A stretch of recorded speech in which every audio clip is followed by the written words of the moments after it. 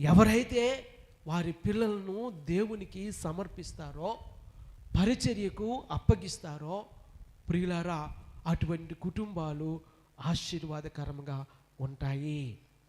ఇశ్రాయేలు ప్రజలు దేవునిని ఎరుగక ఇష్టానుసారముగా జీవిస్తూ ఉండినప్పుడు ఇశ్రాయేలు ప్రజలను సరిచేయటానికి, బాగు చేయటానికి, క్రమపరచడానికి సమూయేలు లాంటి ఒక ప్రవక్త దేవునికి కావలసి వచ్చినప్పుడు అన్నా లాంటి ఒక తల్లిగారు తన కుమారుడిని దేవునికి సమర్పించుకున్నందున ఇశ్రాయేలు ప్రజలందరికీ క్షేమము కలిగింది.